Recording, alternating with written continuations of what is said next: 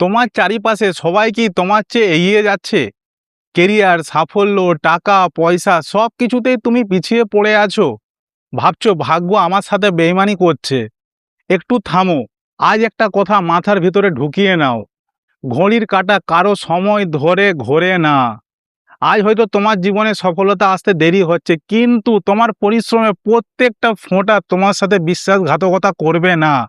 আজ হোক বা কাল তোমার পরিশ্রমের ফল এই প্রকৃতি তোমাকে সুদে আসলে ফেরত দেবেই।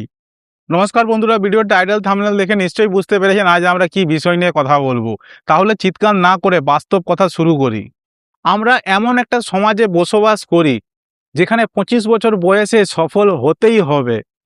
এখন এমন একটা অলিখিত নিয়ম করা হয়েছে সমাজে, যেখানে তোমার বন্ধু নতুন বাইক কিনছে, তোমার বন্ধু বড় বাড়ি বানাচ্ছে, ভালো জায়গায় চাকরি করছে বা কোনো বড় কোম্পানিতে প্রাইভেট জব করছে, আর তুমি স্ট্রাগল করছো, এখনো পরিশ্রম করছো। তখন নিজের মনে সন্দেহ হওয়াটা খুব স্বাভাবিক। তখন মনে হয় বোধহয় আমি হেরে গেলাম। কিন্তু একটু থামো।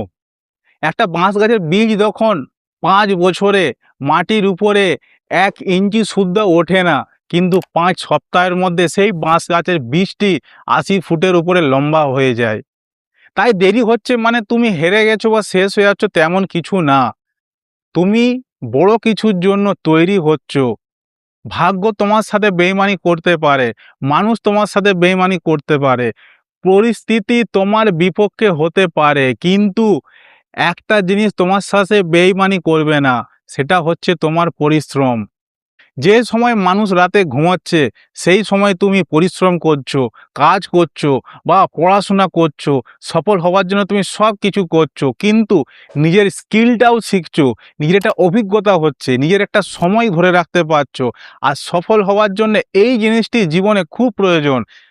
আজ হয়তো তুমি সফল হতে পারছো না, হয়তো কালও তুমি হতে পারবে না, কিন্তু একদিন তুমি সফল হবে। আর এই পরিশ্রম, এইটা হচ্ছে একটা ইনভেস্টমেন্ট, যেখানে কখনো লস হয় না, কখনো বিফল যায় না। একবার ইতিহাস খুলে দেখো, একবার ইতিহাস খুলে দেখো। কর্নেল হারল্যান্ড স্ট্যান্ডার্স, তিনি কেএফসি রেসিপি নিয়ে কত পরিশ্রম করেছে, কত মার্কেটিং করেছে, কত জায়গায় ঘুরেছে।